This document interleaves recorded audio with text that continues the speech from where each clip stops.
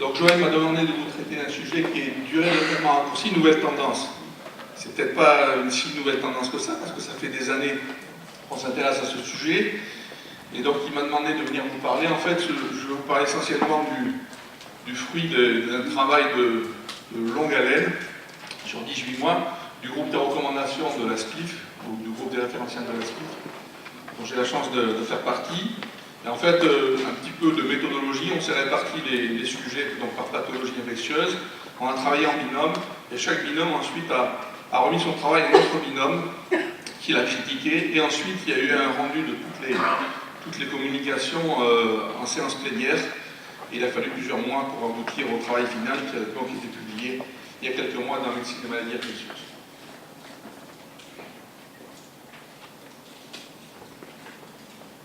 Donc il y a un petit préambule, alors je vais avoir l'impression d'enfoncer quelques portes ouvertes, mais enfin, je pense que c'est bien de rappeler que bien utiliser les antibiotiques, c'est d'abord les prescrire quand ils sont bien indiqués. C'est des messages qu'on essaye de faire passer, notamment quand on nous demande d'intervenir auprès de nos collègues en médecine générale. Choisir là où les molécules adaptées à la pathologie, la bactérie responsable de site infecté. Alors ça paraît idiot aussi, mais je peux vous dire que j'ai vu prescrire par un collègue de chirurgien orthopédiste de la furanantine dans une infection osteoarticulaire parce que sur l'antivogramme s'était rendu sensible et qu'il fallait éviter des antibiotiques par voie. S'appuyer quand ceux-ci sont indiqués sur des prélèvements fiables de bonne qualité. Évidemment, les prélèvements, il faut le faire quand ils sont vraiment indiqués, parce qu'il y a une infection. Ensuite, savoir les faire et savoir les interpréter. Ne pas donner les antibiotiques de façon trop prolongée, ça va être le principal sujet évidemment de ma communication. Ne pas associer inutilement d'autres médicaments, les INS, les corticoïdes, respecter le terrain, âge, grossesse, insuffisance rénale, insuffisance hépatique, et tenir compte également des interactions des antibiotiques entre eux et des antibiotiques avec les autres médicaments. Préférer les moins onéreux, toute qualité égale par ailleurs, et enfin privilégier ceux avec qui on est le plus à l'aise, finalement, on a le plus de recul. S'appuyer sur les recommandations quand il y en a. Et ce que je vais vous présenter, en fait, ce ne sont pas des recommandations. J'insiste là-dessus, ce ne sont pas des recommandations, ce sont des propositions de raccourcissement de durée d'antibiothérapie à travers des données de la littérature. Alors pourquoi s'intéresser à la durée des traitements antibiotiques? Parce que, d'abord, quand on regarde les recommandations, souvent on a encore des fourchettes qui sont très très larges. C'est du 7 à 14 jours, quand c'est pas du 6 à 12 semaines. Vous voyez des durées, ça va du simple au double. La diminution de la quantité des antibiotiques consommés, c'est un objectif, on le sait, majeur de santé publique. Et la réduction des durées de traitement, c'est un des outils, on a vu que ce n'était pas le seul, mais c'est un des outils permettant d'atteindre cet objectif.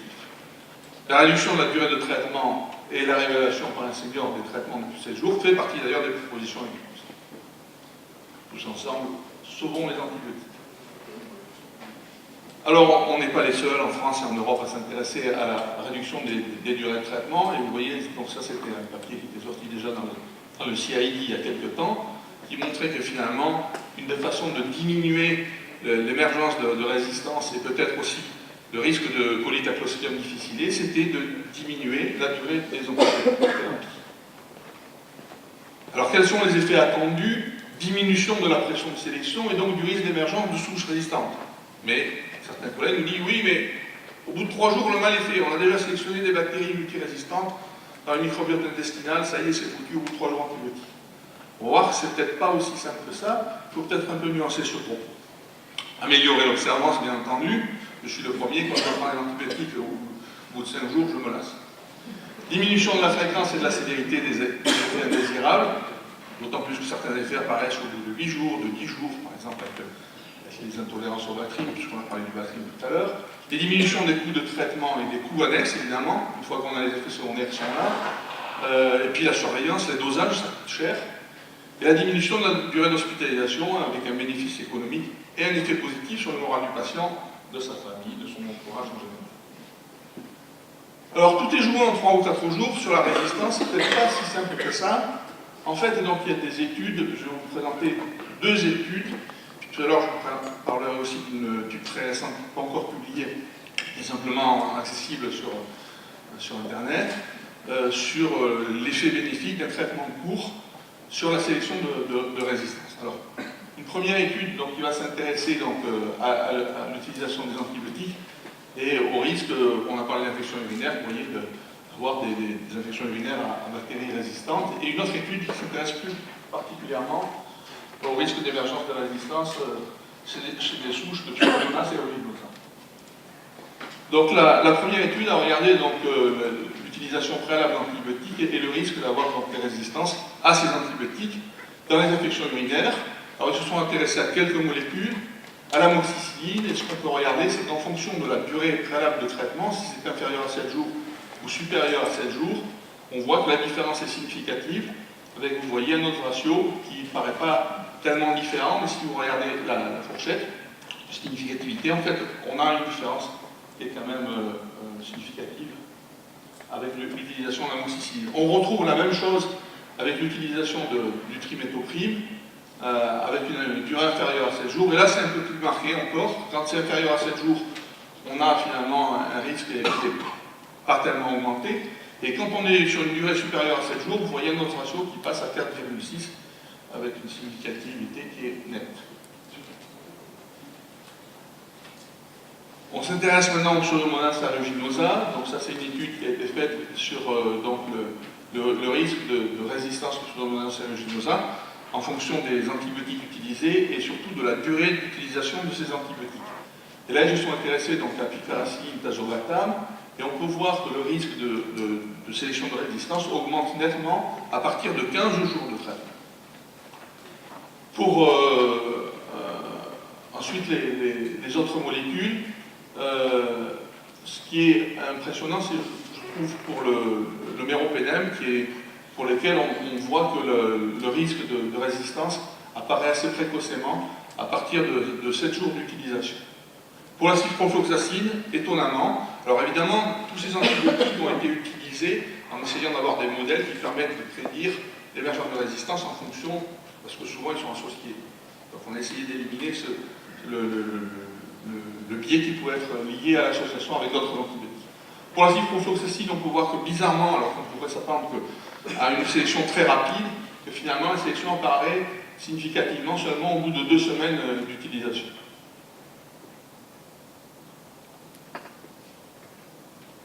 Enfin, donc, une autre étude qui a été faite, donc, cette fois-ci avec l'utilisation de ceftriaxone, et c'est une étude qui est un petit peu différente, où on a regardé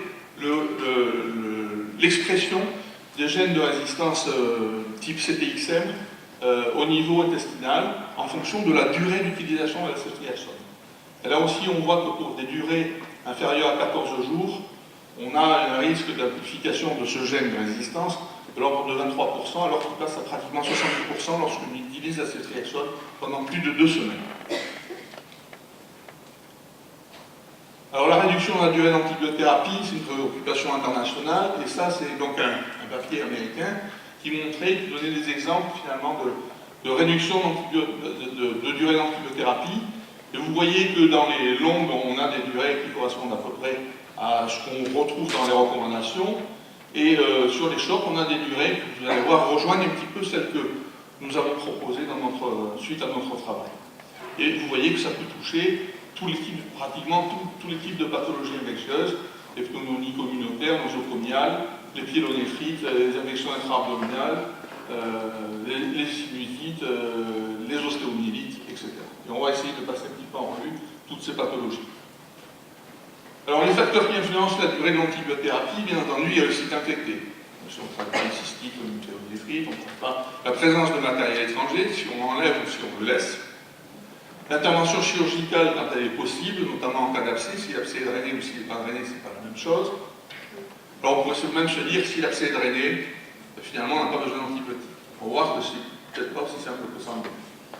La molécule utilisée, bactéricidie, bactériostatique, bien que ce concept soit souvent discuté.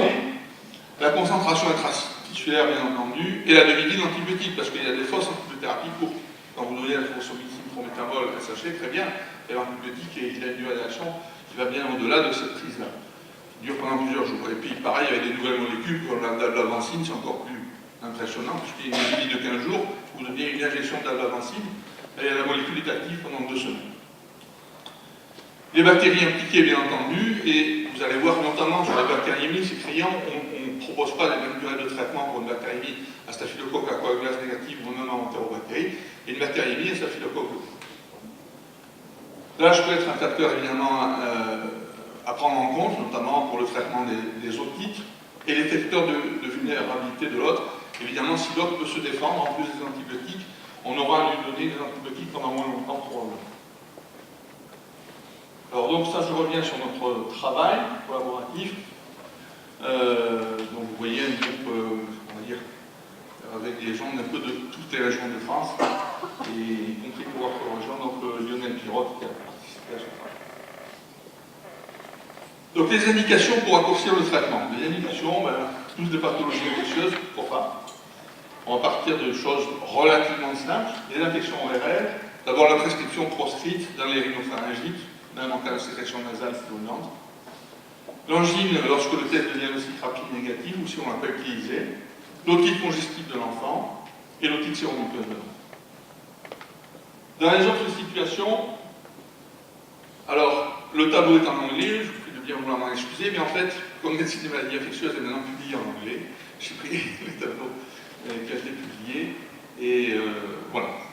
Donc, sur les infections ORL, donc dans l'otite moyenne aiguë de l'enfant, qui a plus de 2 ans et qui n'a pas d'autoré, n'est pas en rechute, on peut faire 5 jours. Pareil pour la sinusite maxillaire de la main. Pour les angines à streptoa, si on utilise l'amoxicilline, on sait que c'est 6 jours. Et ensuite, toutes les autres durées, c'est 10 jours. Pour les otites moyennes aiguës de l'enfant, le petit enfant, moins de 2 ans, ou en cas de récidive, ou associé à une autorée. Pour la sinusite maxillaire de l'enfant, et pour la sinusite frontale de l'adulte ou de l'enfant. Voilà. Alors, la question qui s'est posée, c'est dans l'otite notamment, l'enfant pourrait dire, mais 10 jours, c'est encore long dans l'otite moyenne aiguë de l'enfant de moins de 2 ans. Vous voyez, c'est encore long. Est-ce qu'on peut pas faire plus court? Alors, ça c'est pour vous montrer qu'on essaie de faire de plus en plus court, mais qu'à un moment donné, il y a des limites. Donc ça, c'est une étude qui était parue dans New England l'année dernière. En fait, ils avaient regardé chez les enfants de moins de 2 ans, vous voyez, l'âge c'est entre 6 et 23 mois, ils avaient essayé de faire plus court. Donc ils ont regardé 5 jours versus 10 jours. Et vous voyez que quand même le taux d'échec est quand même significativement différent, puisque le taux d'échec dans le groupe 5 jours est de 34% versus 16% dans le groupe 10 jours. Donc on peut faire court, mais à un moment donné, on est limité. Alors, sur les infections respiratoires basses, il y a des pathologies où on sait que c'est plutôt d'origine virale, normalement, il n'y a pas d'antibiotiques à faire. Les exacerbations de PBCO, on sait qu'on ne va pas faire d'antibiotiques tout le temps, il y a des critères pour en faire. Et les pneumopathies, on sait qu'il y a aussi des pneumopathies virales. On va parler évidemment des pneumopathies bactériennes, causées bactériennes. Donc, dans les bronchites aiguës, l'évolution naturelle, c'est ça guérit, la toux peut persister pendant plusieurs semaines. Alors ça, c'est un discours qu'on a souvent avec des collègues et amis généralistes, que vous connaissez. Mais dit, oui, mais vous n'avez pas, si vous travaillez à l'hôpital, vous n'avez pas la pression des familles, le petit continue à tousser, ou le jeune, ou même le plus vieux continue à tousser. Et au bout d'un moment, il continue à tousser, il faudrait lui donner des antibiotiques. Donc on sait que la toux peut persister bien au-delà de l'infection, par un mécanisme inflammatoire qui met un petit peu de temps à survivre. Les recommandations sur les durées de traitement lorsqu'il existe une indication pour les exacerbations de BPC ou d'origine bactérienne, les recommandations, on tombe sur des fourchettes, c'était les recommandations de 2010, vous voyez, qui sont très larges, 7 à 14 jours. Les recommandations américaines de 2007, ça c'est concernant les pneumopathies communautaires aiguës, c'est 5 jours. Mais ils font toujours ça, vous allez voir que dans les propositions américaines ici sur la durée de traitement pour les infections peau et tissu, c'est pareil. 5 jours, mais on s'adapte à la situation. 5 jours, c'est une sorte de repère, mais évidemment, si le patient a bien évolué, qu'il a plus de fièvre au bout de 2 à 3 jours, et qu'il n'a pas de signe d'instabilité. Les recommandations sur les pneumonies aiguës communautaires de la SPIV 2010, je vous ai montré celle sur le BPCO. Là aussi, c'est pareil, c'est les mêmes durées. C'était 7 à 14 jours. En cas de pneumonie, donc, bon, je passe sur les molécules à choisir, mais sur les durées, donc on est sur des durées de 7 à 14 jours. Les durées qu'on a retenues, nous, donc, suite à la revue de la littérature, c'est exacerbation de BPCO 5 jours, vous voyez, pneumonie communautaire de l'enfant 5 jours. Dans le groupe de travail, on avait bien entendu des pédiatres, et notamment Robert Cohen qui travaille dans le groupe là. Et ensuite, les pneumopathies communautaires de l'adulte, 7 jours. On sait aujourd'hui, et il y a des travaux qui montrent qu'on peut faire probablement même moins de 7 jours quand l'évolution est très rapidement favorable. 5 jours, il y en a qui le font de plus en plus. 3 jours, c'est pas tout à fait sûr. Il y a même des études très provocatrices qui ont été faites où on vous dit un jour ça suffit. Probablement, quand on reprend l'étude, on s'aperçoit qu'un jour ça suffisait parce que ce qui traitait, ce n'était pas des pneumopathies aiguës bactériennes. Si on s'intéresse maintenant aux pneumopathies aiguës, donc sur des patients qui sont sous ventilation mécanique, on a des durées finalement qui sont assez proches de celles de la pneumopathie communautaire, puisqu'en fait c'était 8 jours. Je reviendrai sur la bactériémie tout à l'heure à Staphylococcus aureus, si on s'intéresse aux pneumopathies, donc c'est. On va revenir un petit peu sur les infections urinaires. Donc ça c'est Madame Mariette Dumont, 73 ans. Ça n'existe pas, évidemment. Je passe un petit peu sur les détails. Et puis finalement, votre orthopédiste vous appelle. Elle fait quand même des cystites à répétition. Vous appelle pour savoir, il lui fait une CBU. Elle est asymptomatique au moment où on le fait. Il vous dit, j'ai trouvé un Escherichia coli, ou il est multirésistant, je ne sais pas quoi lui donner, dis-moi quel antibiotique il faut que je lui donne. Et puis combien de temps? Pour les entraînes du tout, évidemment, puisqu'elle est asymptomatique, on en a déjà parlé. Et c'est pareil pour les chirurgiens en chirurgie cardiovasculaire. Et je vois en parler, il y a au moins 3 ou 4 papiers aujourd'hui qui vont dans le même sens pour dire que les patients qui sont asymptomatiques, on ne fait pas de dépistage, on ne recherche pas de bactéries dans les urines, et évidemment, on les traite. Alors, les durées de traitement, je reviens un petit peu dessus, puisqu'on a une longue session sur les infections urinaires.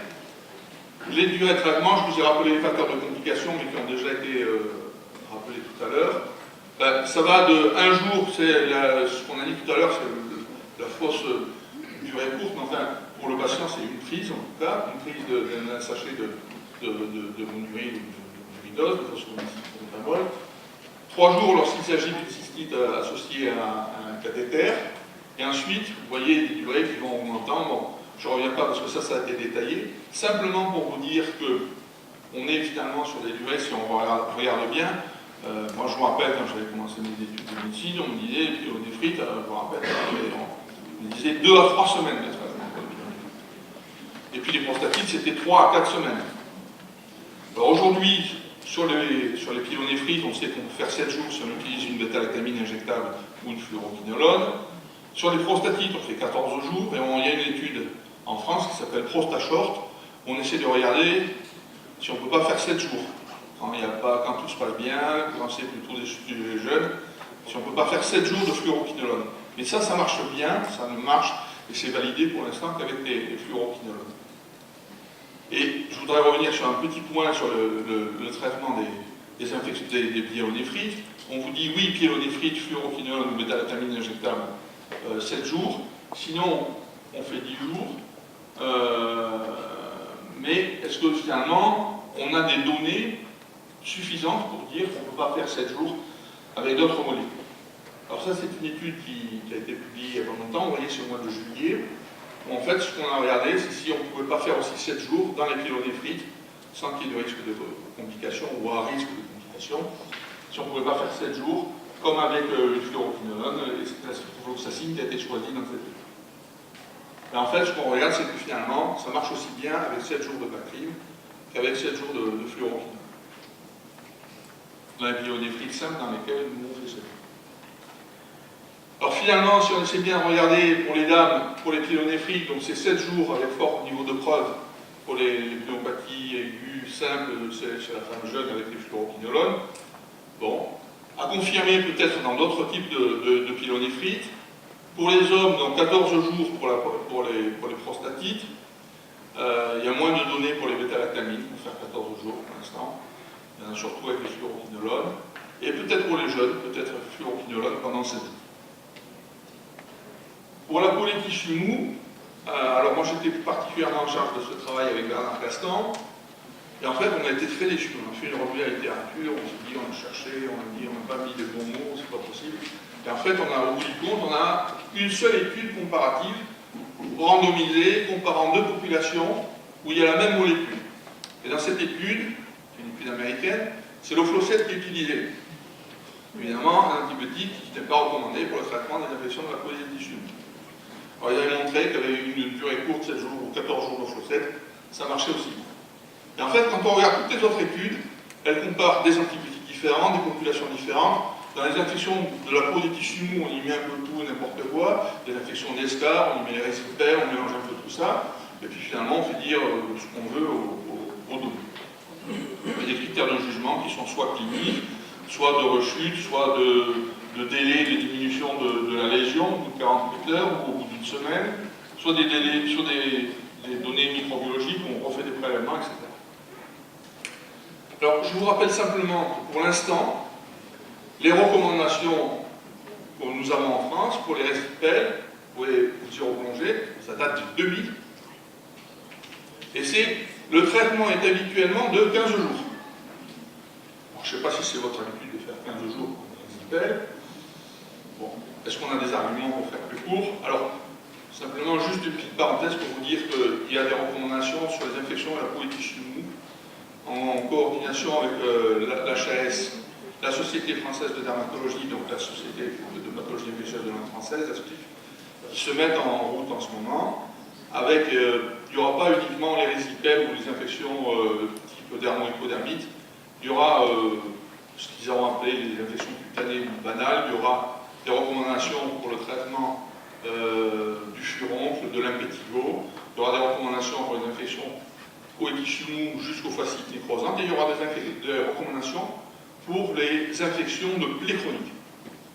Et je pense que c'est un sujet très intéressant, puisqu'on va parler des PAD, et souvent on a des patients qui ont des ulcères au niveau des membres inférieurs ou au niveau sacré, etc., pour lesquels on est embêté, savoir s'il faut les prélever, pas les prélever, on a des antibiotiques, etc. Donc je pense qu'on a tous besoin de recommandations, et ça va être un gros travail. Alors pour l'instant, les recommandations américaines, qui sont plus récentes que les recommandations françaises, c'est 5 jours. Mais là où je dis qu'ils sont prudents, ils disent 5 jours si le patient s'améliore pendant cette durée de traitement. Voilà. Nous, ce qu'on a trouvé finalement au bout de notre analyse de la littérature, malgré toutes les difficultés qu'on a eues à interpréter les données, c'est 3 jours pour les infections cutanées superficielles, si un antibiotique est indiqué. On a des données pratiquement, je vais dire, quel que soit le pays dans lequel la publication a été faite, on a 5 jours pour les morsures animales avec, on ne parle pas d'antibiotiques, mais là c'est l'amoxicilline, l'acétamidine clairement qui ressort. Et 7 jours dans la dermo-hypodermite bactérienne, incluant les récipels, les infections de plaies, les abcès cutanés étendus avec une surface supérieure à 75 cm. Il faut savoir que maintenant on a des critères qui ont été proposés, notamment des critères américains, qui ont été proposés pour essayer d'avoir une standardisation des données, des résultats sur les divers antibiotiques utilisés dans les infections de la peau et des tissus. Et ça simplement pour vous montrer que la dalbavancine, là il y avait une étude préalable qui avait comparé la dalbavancine à la vancomycine qui montrait que ça marchait aussi bien. Et là c'est une étude dalbavancine une fois ou 2 fois, mais finalement une fois ça suffit. Tout à l'heure je vous ai parlé des abcès. Si on a un abcès, est-ce que ça suffit? Pas forcément, parce que si on a un abcès, je voudrais vous montrer, donc ça c'est une étude, il y a eu juste un drainage de l'abcès. Alors évidemment les patients, les deux populations sont égales sur l'âge, les facteurs de risque, etc. Donc on va parier sur ça. Et ce qu'on peut regarder, c'est que, et sur la taille de l'abcès bien entendu, et ce qu'on peut regarder, alors c'est une étude américaine où ils ont utilisé le Bactrim, parce qu'ils ont, vous le savez probablement aux États-Unis, pas mal de SAMR, et donc ils utilisent le Bactrim parce qu'ils ont peu de résistance au Bactrim, comme on en a peu en France aussi. Pour le stade bourré, on a moins de 5% des souches résistantes. Donc, ce qu'on peut voir, c'est que quand même, la population des patients qui a eu du Bactrim même si la différence n'est pas très importante, l'effectif est relativement important, et montre quand même une différence statistiquement significative en fonction du BAT, au profit du BAT. Alors les infections ostéo-articulaires, donc là sur cette partie du travail, c'était d'ailleurs Lionel Pierrot qui avait travaillé avec Sylvain Diamantis. Et donc là on était un petit peu déçus par certains points, plutôt contents quand on fait l'analyse de la littérature. Donc je ne sais pas votre pratique, notamment dans l'arthrite septique, sur articulation native. Parce qu'il y a un arthrite, il va être drainé, soit avec des ponctions itératives, soit drainé chirurgicalement, soit arthroscopie, etc. Bon. Et on va lui donner des antibiotiques. Mon idée, mon habitude, c'était de dire que probablement 15 jours à 3 semaines, ça suffisait. Dans la littérature, on n'a rien trouvé qui pouvait soutenir cette attitude-là. Et en fait, on n'a aucune étude qui nous permet de proposer un raccourcissement de la durée d'antibiothérapie. Alors, on a des études sur les spondylolithides. Vous savez, c'est une étude coordonnée par Louis Bernard. On a regardé 6 à 12 semaines. Et puis, ça, c'est des spondylolithides sans matériel, bien entendu. Et puis, finalement, on voit que 6 semaines, ça fait aussi bien que 12 semaines, quelle que soit la bactérie, ça c'est important. Et que finalement, les Américains, pour une fois, se sont appuyés sur cette étude qui a été publiée dans le Lancet pour recommander eux aussi 6 semaines en 2004. Donc, je ne reviens pas sur cette étude-là. Et sur les infections de prothèses articulaires, en fait, quand on reprend nos recommandations, qui là aussi datent un peu, vous voyez, c'est les recommandations de 2009, il est recommandé d'administrer le traitement antibiotique pour une durée minimale de 6 semaines. Alors ça, c'est pour les infections ostéo-articulaires, notamment les infections de prothèses, soit après lavage, s'il y a eu maintien de la prothèse, soit après le changement de prothèse. Donc c'est au moins 6 semaines. Les durées rapportées dans la littérature sont de 6 à 12 semaines. Ça veut dire que finalement, si on lit bien cette phrase, ben finalement, quand on est anxieux, on va faire 12 semaines. Et on sait que l'antibiotique, c'est un excellent dispositif du docteur et du chirurgien surtout. Donc il est recommandé d'administrer initialement par voie intraveineuse. Là aussi, combien de temps on fait IV? 15 jours. Sur quoi ça repose? Quand vous avez une bactérie qui est très sensible à des antibiotiques pour lesquels il y a une bonne diffusion au niveau du site infectieux, une très bonne biodisponibilité par voie orale, est-ce que vraiment il faut faire 15 jours? Les recommandations américaines, alors là c'est encore plus impressionnant, parce que qu'est-ce qu'on voit? C'est des recommandations qui ne sont pas si vieilles que ça, de 2012. Donc ça c'est dans le cadre du debridement, traitement conservateur, donc synovectomie, lavage. Si c'est du staphylocoque, ça dépend s'il est sensible à la rifampicine. S'il est sensible à la rifampicine, on peut faire plus court. Et là où ils font la différence, c'est aussi si c'est la hanche ou du genou. Pour la hanche, ils proposent 3 mois, pour le genou, 6 mois de traitement. Recommandation de 2012, après la théorie. Autre bactérie, si ce n'est pas du staphylocoque, là par contre, ils disent 4 à 6 semaines, IV ou Péros et antibiotique avec une bonne disponibilité. Les recommandations américaines, toujours, dépose de prothèse avec ou sans repose dans un deuxième temps, 4 à 6 semaines IV ou Péros. Dépose-repose en un temps, ben là vous voyez les durées qui varient selon le fait que vous avez utilisé de la rifampicine. En sachant que les Américains, ils proposent toujours des durées de traitement IV très prolongées. Ça va souvent jusqu'à 1 mois de traitement avant de prendre le relais par voie. Alors on a essayé de faire relativement simple dans ces recommandations. Finalement, on a mis 6 semaines pour tout dans les infections ostéo-articulaires. Probablement on a tort et probablement on espère qu'on aura des données pour faire moins de 6 semaines dans, par exemple, les arthrites sur articulation native. Parce que là, ça me paraît vraiment long à partir du moment où il y a eu évidemment un nettoyage de l'articulation. Les infections intra-abdominales, là aussi, c'est probablement assez difficile de s'y retrouver, parce que dans un certain nombre d'études, on mélange tout. On mélange les péritonites communautaires et les péritonites associées aux soins ou nosocomiales. Donc vous voyez, dans les recommandations qui ont été faites, enfin les propositions, pardon, qui ont été faites par le groupe de travail, donc ça peut aller de moins de 24 heures, c'est la cholécystite non compliquée, avec une chirurgie qui a été faite rapidement, ou la pneumocyte, et ça peut aller jusqu'à 10 jours de traitement, ça c'est pour les clostridiums, mais dans l'infection intra-abdominale hors clostridium, on préconise pas plus de 8 jours en cas de péritonite post-opératoire. Alors ça c'est un article qui a été publié dans le New England, là où ils ont essayé aussi de proposer quelque chose de plus court. En fait, je regardais dans cet article, tout est mélangé. Il y a du nosocomial, il y a du communautaire. Ils disent que si la source, évidemment, a été identifiée et contrôlée, probablement 4 jours, ça suffit dans les pays toniques. On n'a pas besoin de faire ça depuis 8 jours. Je vais passer, ça c'est la même étude sur les... Rapidement, quelques autres infections. Les bactériémies, c'est pas inintéressant. Durée à retenir en l'absence évidemment d'endocardite infectieuse ou de localisation secondaire. Ce que je vous disais tout à l'heure, quand c'est un staphylocoque à coagulase négative ou un streptocoque oral, on peut se limiter à 5 jours. 7 jours pour les entérobactéries, alors que pendant longtemps vous avez dit plutôt 14 jours. Et je vous montrerai un papier qui est tout récent, qui lui préconise 8 jours, on n'est pas loin des 7 jours. Pour les entérocoques, 10 jours pour les bacilles à gram négatif non fermentants, pour le pseudomonas notamment, et 14 jours pour le staphylocoque doré et un de ses cousins proches, on pourrait dire, qui est le staphylococcus lugulensis. Donc ça c'est une étude donc, qui vient de sortir, qui n'est pas encore d'ailleurs tout à fait publiée.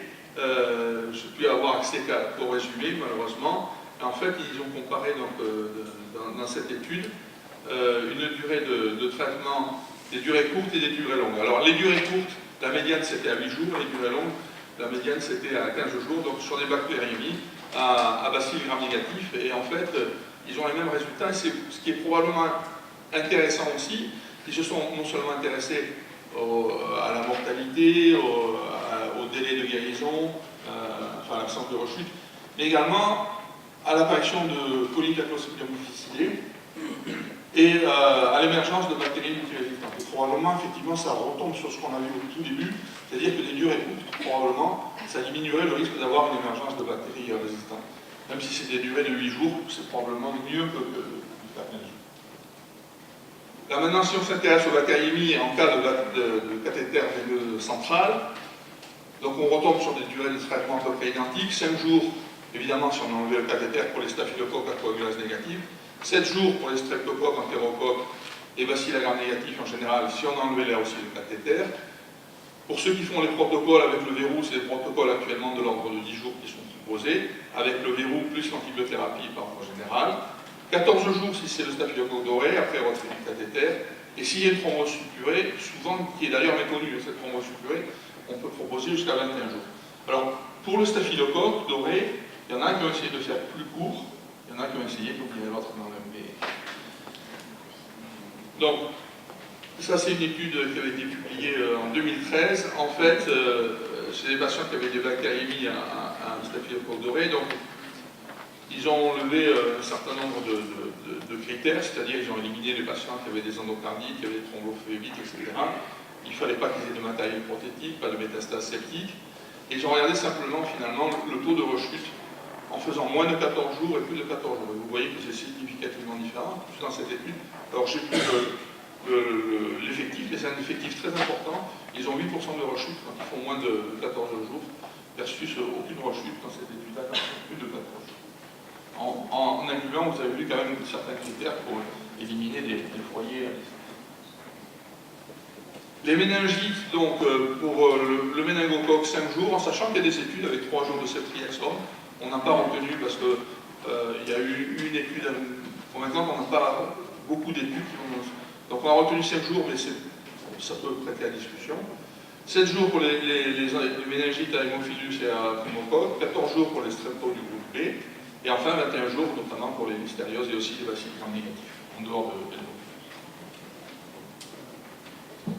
En conclusion, les durées de traitement mentionnées dans les recommandations proposées dans divers articles, vous avez vu, ne sont pas figées, et il y a des études régulièrement pour essayer de diminuer ces durées et aussi pour montrer les limites qu'on peut atteindre.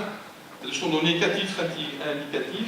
Moi, je dirais que c'est plutôt des repères. La durée, vous l'avez vu, est adaptée au terrain, aux pathogènes incriminés, on vient de le voir notamment dans les bactériémies ou dans les méningites, à l'évolution de l'infection, ça aussi c'est évident. Et le rôle des référents, à mon avis, est très important dans la détermination non seulement de la nature de l'antibiothérapie, mais aussi dans la surveillance de la durée du traitement, notamment en cas d'infection complexe. Et dans ce type d'infection, notamment dans les endocardites, dans les infections hospitalières, on sait qu'il y a maintenant des RCP qui se sont mis en place dans plusieurs établissements.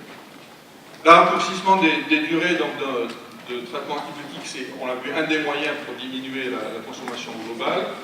L'impact écologique est parfois mal précisé, notamment sur la possibilité d'induire des polytes à Clostridium difficile, sur le portage de BMR, sur le microbiote en général. Ça, ce n'est qu'une des armes pour améliorer le bon usage des antibiotiques. Il n'y a pas beaucoup d'études spécifiques, vous l'avez vu, et la bonne durée dans un certain nombre de pathologies est encore à définir. Alors il y a des études en cours, il y en a 3 je vous ai citées. C'est d'Atico qui, j'ai l'impression, n'avance pas, c'est une réflexion sur les infections de prothèses ostéo-articulaires, sur l'infection sur prothèse. Et malheureusement, donc, c'est une étude 6 semaines versus 12 semaines. On stagne un petit peu, alors après on peut en discuter, je ne sais pas quelle est votre habitude sur les durées de traitement dans ce type d'infection. Prostatome, je vous en ai parlé, 7 jours pour les prostatites. Et sur les pneumopathies, on en a parlé aussi 5 jours, voire 3 jours dans les pneumopathies aiguës communautaires non graves. Puis là, apparemment, ça ne ressort pas bien. C'est quelques idées de travaux, s'il y en a qui veulent se lancer, sur les raccourcissements des durées d'antibiotiques. Merci de votre écoute et de votre invitation.